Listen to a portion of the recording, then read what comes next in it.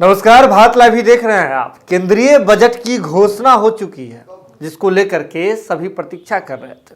इसका सीधा असर जो है बिहार की राजनीति पर भी पड़ा है और देश में कुछ भी होता है तो इसका बिहार के जो सत्ता के जो गलियारे हैं उसमें चर्चाएं जो होती है वो तीव्र हो जाती है। ऐसे में क्या कुछ प्रतिक्रिया आई है केंद्रीय बजट पर, ये हम आपसे जो है अभी साझा करने जा रहे हैं।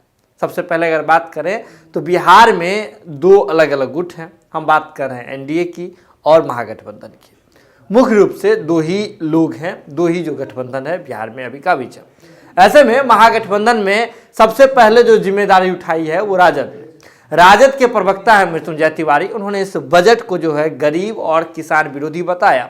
साथ ही साथ मृत्युंजय तिवारी ने कहा कि डबल इंजन की सरकार मिलकर के भी जो है बिहार को कुछ नहीं दे पाई, बिहार के लिए कुछ भी विशेष नहीं है इस बजट में। साथ ही साथ उन्होंने चर्चा किया, जो नीतीश कुमार मांग किया करते थे कि बिहार को विशेष राज्य का दर्जा मिलेगा अथवा विशेष पैकेज की मांग किया करते थे, वैसी कोई भी चीज जो है धरातल पर आती हुई नहीं दिख रही है। इस बजट में बिहार के विशेष पैकेज या फिर विशेष दर्जा, इन सारी चीजों का कहीं भी कोई जिक्र नहीं है, जबकि सरकार जो है एनडीए की ही है। साथ ही साथ मृत्युंजय तिवारी ने यह भी कहा कि ये जो बजट है पूंजीपति उद्योगपति का है और उन्होंने पटना विश्वविद्यालय को केंद्रीय विश्वविद्यालय का दर्जा नहीं दिए जाने की भी बात जो है प्रमुखता से रखी है। आपको बता दें कि ये विश्वविद्यालय वाली बात इसलिए भी अभी चर्चा में आ गई क्योंकि लेह में एक विश्वविद्यालय है, उसे केंद्रीय विश्वविद्यालय जो है वो बनाया जा रहा है। तो ऐसे में पटना विश्वविद्यालय के लिए जो मांग हो रही थी, नीतीश कुमार ने भरे मंच से जो मांग कर दिया था, जिस पर नरेंद्र मोदी जी ने कहा था कि हम इस पर सोचेंगे, तो इस बात पर इस बजट में ध्यान बिल्कुल भी नहीं दिया गया। इसको लेकर के मृत्युंजय तिवारी राजद की ओर से अपनी पूरी बातों को रख रहे थे। चलिए अब चलते हैं एनडीए की ओर। एनडीए में चिराग पासवान बेहद अहम है। मंत्रिमंडल का विस्तार होना है। चिराग पासवान को जो बैठक के लिए जो न्योता आया था, जिसके बाद एनडीए के भीतर ही घमासान मच गया था, तो चिराग पासवान ने इसे बताया है कि यह बजट बिल्कुल संतुलित है। अब देखिए कितना विरोधाभास है। सभी अपने अपने नजरिए से देखते हैं, अपना अपना चश्मा जो है उसे टाइट करते हैं, चश्मे को साफ करते हैं, अपने चश्मे से सब कुछ देखते हैं, क्योंकि जिनकी सरकार है वो कैसे कह सकते हैं। कहावत है कि अपनी दही को कोई खट्टा नहीं कहता। तो ऐसे में चिराग पासवान ने नरेंद्र मोदी में आस्था दिखाते हुए और केंद्रीय बजट में आस्था दिखाते हुए कहा है कि ये बजट जो है बिल्कुल संतुलित है, सभी का और सभी वर्ग का जो है इसमें ध्यान रखा गया। जीतन राम मांझी की बात कर लिए। जीतन राम मांझी नीतीश कुमार के खेमे से आते हैं। नीतीश कुमार भले ही इस बजट को बेहतर बता रहे हो, कह रहे हो कि सब कुछ इस बजट में ठीक है, मतलब संतुलित है, लेकिन जीतन राम मांझी पीछे हटने वाले नहीं है। जीतन राम मांझी अभी लगातार भाजपा को घेरते आ रहे हैं और इस बजट के मामले पर भी जीतन राम मांझी ने अपनी वो बात दोहराई है जो उन्होंने हम के राष्ट्रीय कमेटी की कार्यकारिणी की जो बैठक हुई थी उसके बाद उन्होंने एक बात रखी थी, याद है आपको? चलिए याद दिला देते हैं। जीतन राम मांझी ने कहा था कि प्राइवेट सेक्टर में भी लोगों को आरक्षण मिलना चाहिए। निजीकरण ठीक है, लेकिन वहां भी जो आरक्षण का जो मुद्दा है इसके उन्होंने उठाया था।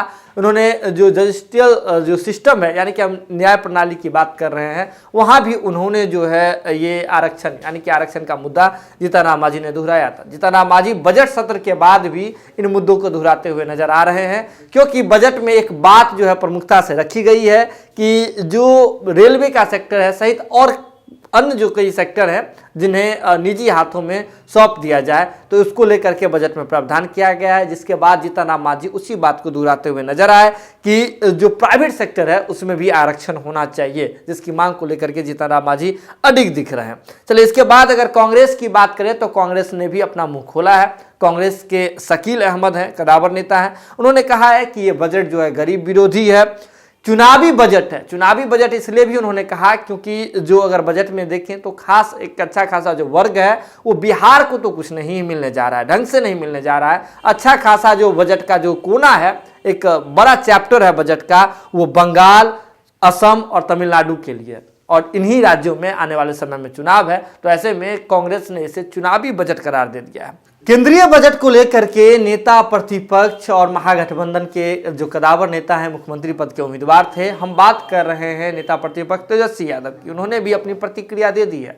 अपने ऑफिशियल ट्विटर अकाउंट से उन्होंने जो प्रतिक्रिया दी है उस पर उन्होंने कहा है, एक ट्वीट किया है तेजस्वी यादव ने, उसमें उन्होंने कहा यह देश बेचने वाला बजट है। यह बजट नहीं, सरकारी प्रतिष्ठानों व संपत्तियों को बेचने की सेल थी। Railway station, airport, Lal Qila, BSNL, LIC बेचने के बाद यह बजट नहीं बल्कि अब बैंक, बंदरगाह, बिजली लाइनें, राष्ट्रीय सड़कें, स्टेडियम, तेल की पाइपलाइन से लेकर वेयरहाउस बेचने का भाजपाई निश्चय। देखिए, इस बजट को उन्होंने जो सरकारी संपत्ति है देश की, उसे बेचने का भाजपाई निश्चय बता दिया है। उन्होंने कहा है कि यह बजट नहीं बल्कि एक सेल था जिसमें भाजपा देश की जो संपत्ति है, जो राष्ट्रीय संपत्ति है, उसे बेचने का काम कर रही है। तो ये कुल मिलाकर के बिहार की राजनीतिक जो पार्टियां थी, राजनीतिक गलियारियों की जो हलचल थी, बजट सत्र के बाद जो बजट की जो पेशकश हो गई है, इसके बाद बिहार की राजनीति में फिर से एक बार गर्माहट शुरू हो गई है। लेकिन सभी अपने अपने नज़रिए से देख रहे हैं, अपने अपने चश्मे से देख रहे हैं। जिनकी सरकार है वो सब कुछ संतुलित बता रहे हैं, लेकिन जिनकी सरकार नहीं है वो बिहार के विशेष राज्य की दर्जा के साथ साथ जो बिहार को कुछ नहीं मिला उस पर भी लोगों का ध्यान आकृष्ट करने की कोशिश कर रहे हैं। बने रहिए बात लाइव के साथ। खबरों का सिलसिला लगातार जारी है। अगर आपने खबर देख लिया तो जरूरत है इसे शेयर करने की, अन्य लोगों तक पहुंचाने की। बहुत बहुत धन्यवाद। अगर ये वीडियो पसंद आई और वह बिहार के राजनीति और बिहारियत से सरोकार रखेनी तो सब्सक्राइब बटन दबा के चैनल के सब्सक्राइब कर ली। ओजे एगो घंटी बा, ओकरा बटन दबा देला से कुल सटीक और मारक खबर रुआ मुफ्त में मिल जाई। अगर रुआ पत्रकारिता के हमनी के नया प्रयोग में सहयोग कर चाहतानी तो ज्वाइन बटन दबा दी। पेटीएम नंबर नोट कर ली 9386816700। धन्यवाद।